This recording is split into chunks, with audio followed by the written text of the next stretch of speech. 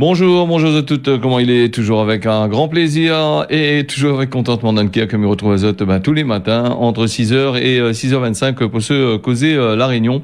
À causer La Réunion en direct depuis Saint-Pierre dans le sud de notre pays. En tous les cas, il salue toutes les personnes que les bien branchées, bien connectées sur notre réseau de télévision, sur le réseau social Facebook ou sur la télévision. En tous les cas, il souhaite aux autres les bienvenus. 6 autres Hirogeno et puis cette il découvre l'émission tiens beau serré la pas comme il dit nous les là tous les matins avec un programme sur l'actualité nous fait ça en gros vite fait ça pas trop maillé dans pas trop développé à fond la caisse comme on a dit les infos juste ce qu'il faut pour pas trop sous le monde comme il dit. Alors nous va passer avec les informations que assez intéressant. On voulait parler de ça avec Zot hier. Bon, le temps est parti comme il dit, c'était un petit peu court. Nous allons parler de la caisse d'allocation familiale, la CAF, qui signale que certains dossiers ont été rendus publics par erreur. Dans le cadre, il y a eu ce problème-là. Ce week-end, ils ont mis en place, comme d'habitude, un nouveau système d'identification du site avec la CAF, mon compte la CAF et les affaires la maillée, l'incident informatique. A touché quand même pas mal de Réunionnais. Donc, on va dire ça dans 7000 dossiers étaient concernés sur le plan national, N2 sur le plan régional.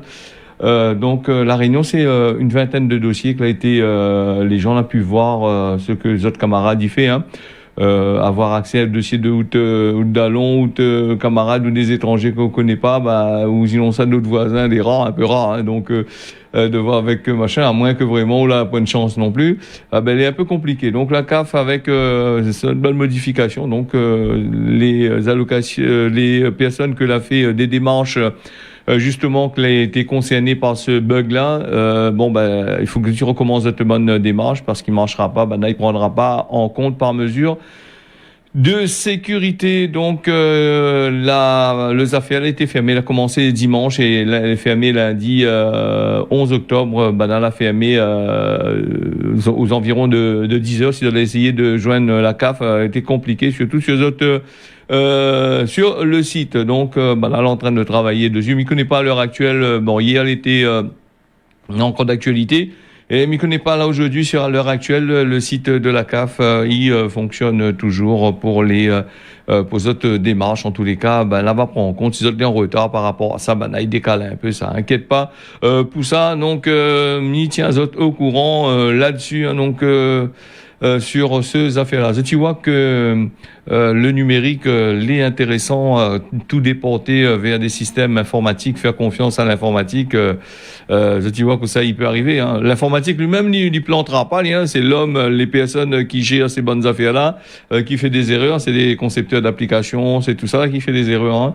C'est un peu rare que l'ordinateur il fait une erreur sur un calcul, parce que lui, ce que vous donne à lui, il calcule pas. Voilà, en tous les cas, j'espère que vous n'avez pas été touché pour les personnes qui ont eu ce problème-là, mais j'espère que ça n'a pas été trop grave. Donc, les affaires vont revenir dans l'ordre normalement. Si c'est pas dans l'ordre, là, on n'a pas gagné à aller consulter le site de la CAF ce matin pour aux autres. Il va faire ça dans la journée, mais s'il y a des informations intéressantes, il donne ça demain. Nous va parler de Covid-19 avec la situation sanitaire ici à La Réunion. Moun la dessote la vie. 241 nouveaux cas, un taux d'incidence de 28,2. La situation sanitaire, il améliore petit doucement à La Réunion. C'est ce que la préfecture il note le mardi 12, un dernier point que Manal a fait. Donc au cours des 7 derniers jours, 241 nouveaux cas. Le taux d'incidence, mais on répète azote, 28,2 contre 32,9 la semaine passée. Donc positivité, les bons pour nous ici à La Réunion. Et puis le service et les activités de réanimation, il poursuit aussi autres baisse dans ce secteur-là. Les indicateurs aussi, ils descendent petit doucement. Il confirme ce que l'été a confirmé, c'est que la situation, il améliore bien, beaucoup de choses va commencer à être remis en place. Le préfet, il dit aussi que il y a 67,2 moun qui étaient éligibles à ce fameux certificat de vaccination. De plus de 12 ans, ils disposent du schéma complet. La préfecture et l'agence régionale de santé, ils regrettent le mort là, trop tard, le monde finit mort. C'est un monde fini la ville avait 75 ans. 75 ans, les pas vieux pour certains, mais pour la maladie, il est assez compliqué. Voilà, nous va fermer le point là-dessus. Donc, il y a quand même pas mal de choses dans les bonnes journaux. Parce qu'on n'a pas trop persisté avec le Covid-19, là, grand matin, là. Maintenant, il parle à nous des 52 000 cas, toutes sortes de qualités affaires dans là. Donc, nous va revenir dessus un petit peu plus tard. Et puis nous l'avait parlé la dernière fois, les histoires des petits marmailles qui gagnent le choc avec ça, par rapport au confinement pendant plus de 2 ans. Toutes les bonnes affaires ont été confinées, toutes ont été fermées, et les maladies que les gens aient gagné ça normalement, les ressorties du sommeil. Donc il revient avec le syndrome des enfants atteints des pieds et mains où ça a des petits boutons dessus partout. C'est une maladie bénigne avec des lésions sur la main, comme au tout début, comme on avait parlé de Covid, là, les mains étaient épluches, le pied était épluche, tout ça là. Et ça, c'est une maladie que les enfants gagnent dans le temps longtemps, et même gagnent là, et il revient petit doucement, depuis une dizaine de jours. La hausse de cas à La Réunion de ce syndrome pieds et mains, bouche, et c'est l'infection, les bénignes, comme on a dit, mais aussi c'est une maladie assez contagieuse. Donc, ces affaires-là, ils touchent les bonnes marmailles les âgés de 6 mois, 4 ans, mais aussi les enfants un peu plus âgés, aussi des adultes aussi. Le virus, moi, je me donne un petites informations, il rentre par la bouche, la gorge, le tube digestif. Les premiers symptômes, c'est l'éruption. Les premiers symptômes, c'est la fièvre de 38 à 39 degrés. Il peut perdre l'appétit, avoir des mal de tête, plein d'azote, de mal de gorge, tout ça là, et présenter une rhinite, ressentir des douleurs abdominales, avoir la diarrhée et d'autres symptômes. C'est à voir, à consulter un petit peu. Nous va passer avec l'INSEE l'INSEE chaque mois, chaque semaine, des fois, il donne des informations assez intéressantes. 159 000 Réunionnais, Réunionnaises, ils vivent dans les quartiers prioritaires. Donc les quartiers prioritaires, c'est des quartiers un peu comme Maladio, les prioritaires pour du travail, pour des actions que l'État y mène. Donc les entreprises qui créent autres bonnes affaires dans là, on a des possibilités d'avoir des rabais là sur autres bonnes impôts, tout ça. Alors, là, il fait une petite synthèse sur la France, la Réunion et Mayotte. Il dit, nous, au 1er janvier 2018, 5,4 millions d'habitants qui vivent dans les quartiers prioritaires sur la France, là-bas, soit 1436 quartiers prioritaires. Donc, on a quand même pas mal de quartiers prioritaires, que ce soit en France, que ce soit à La Réunion. La France hexagonale, c'est 5...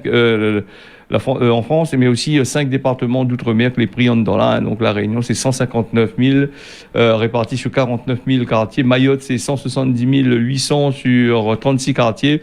Donc c'est une affaire qui, comme on a dit, ça, l'INSEE, il ça dans là. Il fait écoute à nous, on va dire moins que il mêle un petit peu là-dedans de ce politique-là, mais quand l'INSEE sort ce bonnes affaires-là, qui ça l'a fait en sorte que ces bonnes quartiers prioritaires-là, ils existent et ils mettent à mal certains quartiers. C'est tout simplement les politiques d'avant, quand vous êtes l'arrivée, vous êtes là préféré développer que la ville, fait toutes autres bonnes histoires sur la ville. Et les quartiers, pendant ce temps, la reste couillon, elle reste dans le coin, elle avait la délinquance, elle arrive dessus, toutes sortes de qualités d'affaires. Et maintenant, il est devenu des quartiers prioritaires, c'est-à-dire des quartiers où c'est difficile ces quartiers-là. Le travail, tout ça, les jeunes, tout ça, c'est assez compliqué. Donc nous va peut-être reparler un petit peu plus tard. On va parler du plan Ségur, des nouveaux moyens que les donner aux établissements de santé de la Réunion après les grèves que Banal a commencé avant le Covid et les grèves que Zonena juste à la fin de la sortie du Covid. Donc le plan Ségur, il donne des nouveaux moyens aux établissements de santé de la Réunion. C'est le ministère de la Santé qui l'a engagé à titre sur les accords de Ségur, sur le lancement d'un programme pluriannuel sur le soutien des établissements de santé et aussi azote professionnel. Dernièrement, nous avons vu aussi Macron, tout ça là, toutes ces affaires l'a annoncé pour les bonnes professionnels de santé. Les élections y arrivent là, donc est-ce que va tenir, nous ne connaissons pas. Le programme il comporte des volets de revalorisation de carrière, renforcement de l'exercice, des coordonnées des professionnels de santé, clés entre la ville et l'hôpital, le soutien à tous les investissements, et à ce titre-là, la RS Réunion et le comité régional d'investissement en santé, le 30 septembre 2021, donc Banal a associé les représentants de services de l'État, élus, usagers, fédérations sanitaires et médico-sociales dans les acteurs de santé, tout ça, pour présenter des moyens clés alloués à la Réunion. À un certain moment, comme il disait, elle a arrêté avec ces histoires-là, elle a fermé tous les systèmes dedans, et puis quand le Covid est arrivé, elle n'avait plus de moyens du tout. Donc, nous allons faire une petite parenthèse, nous allons revenir sur l'actualité nationale et internationale juste là, et nous allons aller sur la conférence de presse à la Longère, Sudel Fuma, conférence de presse. Les expositions, les protocoles, tout ça là, les icônes, l'effigie, le sel d'or, tout ça là. C'est un reportage que j'ai signé Jacques Marin. Alors nous allons écouter un extrait. C'est un reportage que j'ai retrouvé sur la page officielle du site de la page officielle de Télé Créole officielle. Donc ça va, c'est sur Facebook, aussi ça va. Et puis c'est une page je l'ai ouverte. Vous n'êtes pas obligé d'être abonné à Facebook pour pouvoir consulter la page. Tu tapes Télé Créole officielle. La page apparaît dans le moteur de recherche de Google. Tu cliques dessus et normalement on a les articles. Ils en ont même le causé la réunion qu'on est en train de faire là, c'est de la rater. Allez, les parties avec le petit reportage de Jacques Marin, tout de suite. Nous sommes fiers d'accueillir ce soir à la Longère Sudel Fuma les 2 premières expositions qui s'intitulent Nouvelles icônes, effigies de sel et d'or et protocoles sensitifs qui vous seront présentés tout à l'heure par Madame Béatrice Binoche. Cette collaboration, mon cher Mario, favorisant l'accès à la culture du plus grand nombre, aux œuvres et aux pratiques culturelles, permet à la ville de Saint-Paul d'illustrer à travers cette démarche innovante notre volonté de proposer de nouvelles perspectives et de nouvelles créations artistiques à la population saint-pauloise, mais pas que, puisque j'espère que toute la Réunion viendra jusqu'à nous. Une première donc pour notre ville de pouvoir donner aux différents publics l'opportunité de rencontrer et de découvrir des œuvres contemporaines du FRAC, mais également de les rencontrer à travers la présence d'artistes locaux et peut-être internationaux. Le FRAC, c'est le Fonds régional d'art contemporain. Il y a 23 fonds régionaux d'art contemporain en France, et le FRAC de l'île de la Réunion est le seul fonds régional de l'outre-mer français. Donc nous sommes une originalité, une spécificité particulière. Voilà. Alors, nous avons signé donc un partenariat avec Saint-Paul. Pourquoi Saint-Paul? Puisque Saint-Paul a été, Saint-Paul qui est ville d'art et d'histoire, Saint-Paul est une commune proactive. Saint-Paul met en place effectivement et a une volonté de développer l'art et la culture, et nous avons saisi cette opportunité. Sur Saint-Paul, la seconde plus grande commune de France, après Arles, nous allons effectivement faire une diffusion sur l'ensemble du territoire de la 2e plus grande commune de France. Et ensuite, je crois que c'est vraiment très très important, c'est tout le projet du FRAC, en constituant une collection, de constituer effectivement le patrimoine de demain. Donc on est bien sur de l'art actuel, mais c'est quelque chose qui se construit. Je pense que le mieux, c'est que les commissaires parlent de leurs expositions, voudrais juste dire qu'il y a deux expositions, l'une qui est construite à partir des œuvres de la collection. C'était notre souhait de pouvoir montrer les dernières acquisitions, pas que d'ailleurs, puisque Diana a fait le choix de sélectionner des œuvres qui ont été achetées il y a plus longtemps. Mais du coup, c'est vraiment beaucoup d'artistes internationaux, beaucoup d'artistes africains, mais aussi des artistes réunionnais. Je suis très heureuse de pouvoir présenter cette exposition à la Longère Sud Elfuma, d'autant plus que le projet que je porte, qui s'intitule Nouvelles icônes, effigies de sel et d'or, pose vraiment la question, des questions identitaires, la question de la mémoire aussi. Vous aurez l'occasion de le voir à travers les œuvres. Et je trouve que cela fait d'autant plus sens d'être dans ce lieu des... Extrait de ce reportage que m'invite Azot à retrouver sur la page officielle de Télécréole. Les voix que sont un petit peu gâtés, désolé. Donc, nous retrouve ça. C'est un reportage qui a été réalisé par Jacques Marin, notre reporter sur le terrain. Salut à lui. Donc, nous va revenir avec l'actualité là, vite fait, avec la pédophilie au sein de l'Église, confession de Darmanin qui l'a reçu hier les bonnes évêques en conférence. Conférence des évêques. Il pose la question, est-ce que c'est une invitation ou sinon ça, c'est une obligation. Donc le président de la conférence des évêques, le CEF, l'a dû expliquer à lui sur les propos controversés sur la confession au ministère de l'Intérieur. Il a été reçu mardi en début d'après-midi. Donc pourquoi il est retour, donc quand on aura des retours comme il dit, demain nous va donner. Alors c'était au lendemain de la publication du rapport Sauvé qu'il a jeté la lumière sur l'importance des faits de pédocriminalité dans l'Église catholique entre 1950 et jusqu'à aujourd'hui. Monseigneur Éric Moulin-Beaufort avait estimé que le secret de confession était plus fort que les lois de la République, et ça n'a pas passé du tout auprès des bonnes ministres là. Donc le ministre de l'Intérieur la convoqué apparemment donc pour expliquer là-dessus. Le rendez-vous l'était à 14h, mais ça a dû traîner un peu, donc nous aurons l'occasion de reparler. Donc si longtemps tout ce qui restait tout ce que l'était dans le confessionnal, il restait au confessionnal, mais maintenant les lois de la République ils prônent un petit peu là-dessus. Alors les évêques, c'est-à-dire l'État, ils penchent sur si jamais il y a un cas de pédophilie ou un cas de crime ou une affaire comme ça, plus de confessionnal, le prêtre clé dans le confessionnal, s'il a reçu ça, le monde l'a confessé, l'a dit, il a fait telle chose, telle manière, c'est une obligation, si je ne me trompe pas, de signaler aux autorités judiciaires et administratives, parce que l'article il dit, dans le cas de violence sexuelle sur mineurs ou sur personnes vulnérables. Alors donc le confessionnal, donc faut faire maintenant le confessionnal, la loi il prime dessus. Et puis nous évolue dans le temps aussi. Si un monde a tué un monde, ça raconte le prêtre qu'il a tué un monde, le prêtre il dit pas aussi, il est complice aussi du affaire aussi.